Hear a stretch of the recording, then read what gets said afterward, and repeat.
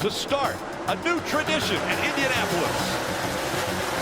This weekend, NASCAR is racing at the Indianapolis Motor Speedway, the road course version for the second time. Last year was the first time the Cup Series raced on the road course, and from lap 1 to 78, it was a really good race. Then the curb fell apart and all hell broke loose the following lap. All of that contact between the two leaders is allowed. Oh, the 24 is spinning! The 24's, there's multiple cars into the wall here!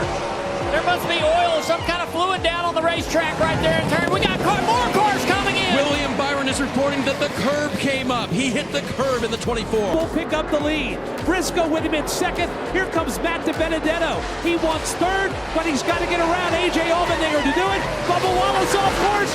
One other car spinning, leaving turn 6. More contact on the straightaway, and there's more calamity on the back straightaway.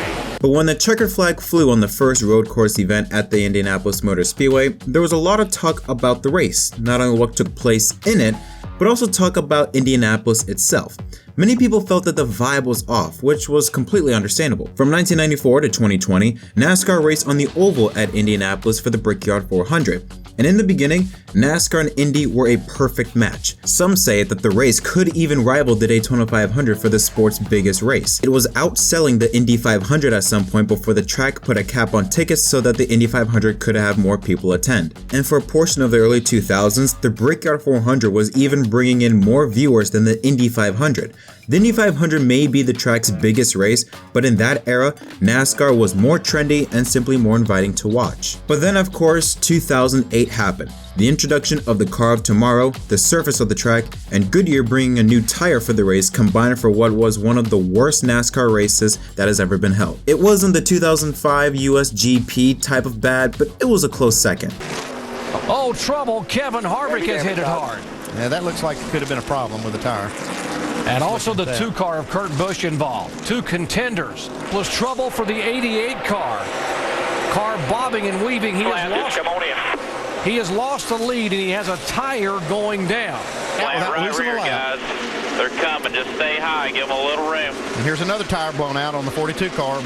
Montoya. Burns report that Jimmy Johnson could actually visually see the tire coming apart on Jeff Gordon's car. Well, this is the right rear from the 24 car, and you can see how visible it is. Down to the copper, down to the nylon, very worn out. Also, just a pit stall down, the 42 car, that's where Juan Pablo Montoya's car was pitted. He also had a tire. His right rear exploded.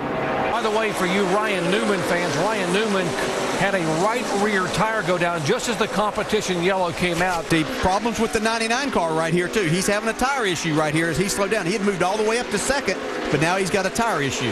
About 10 laps looks like it's the most that they can go here. I can make it around. Oh, Matt Kenseth's it around. He knew he had slowed down and blew a right rear tire. You can see it blew the quarter off.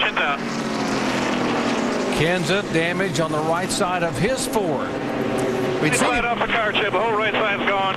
NASCAR decided to throw a competition caution every 10 laps so that teams could check on their tires. If you haven't watched it, you should. It was like a train wreck. It was a travesty that happened, but you have to watch it and you can't look away. That race would be the beginning of the end for the Brickyard. It was deemed as a farce. Both the fans hated it and the drivers hated it as well. While the tire problems were resolved for 2009, the damage had been done.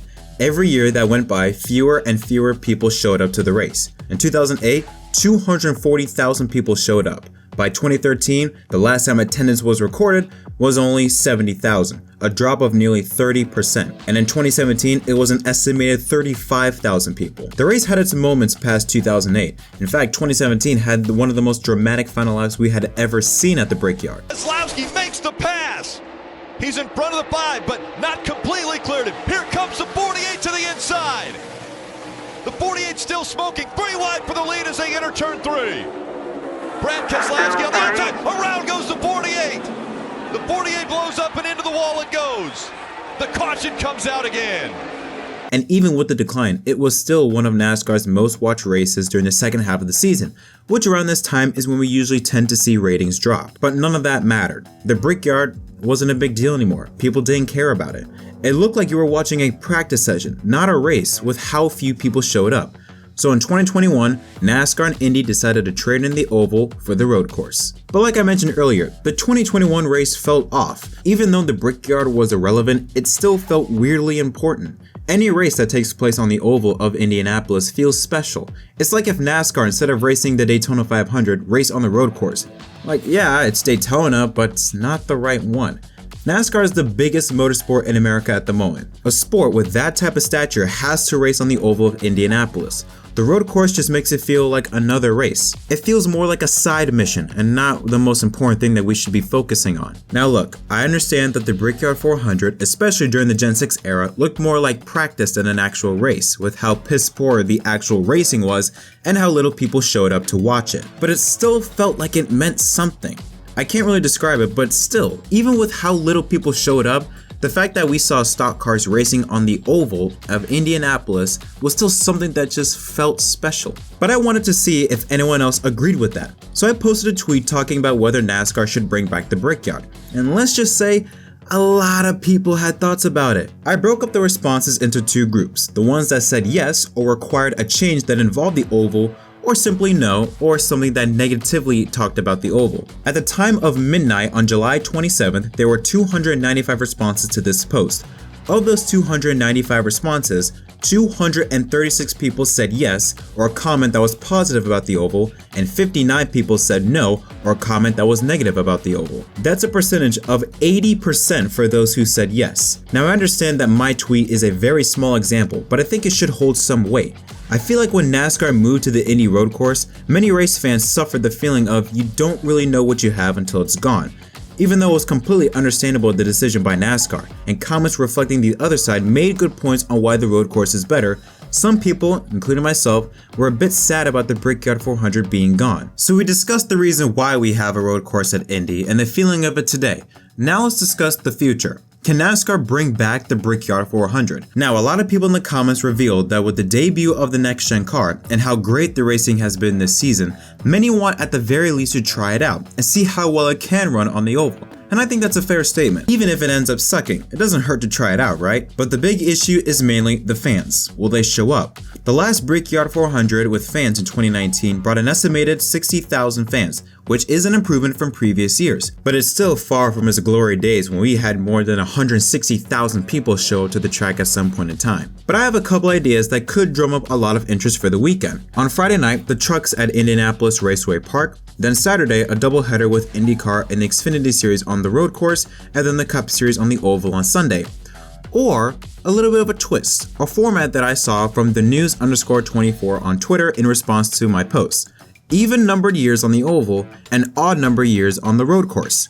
Every year offers a new challenge every time you go to Indy. It was a format similar to the German Grand Prix from 2008 to 2014 when the event alternated between two tracks, the Hockenheim Ring and the Nürburgring. It would be a great way for NASCAR not only slowly dip their toes back into returning to the oval, but offer a new change of pace. It makes every year feel different and still keeps the Brickyard 400 as a special event. But I think eventually, regardless of what we think, I believe NASCAR will try out the oval, whether as a test session to see what the racing would be like or see an actual race in the near future.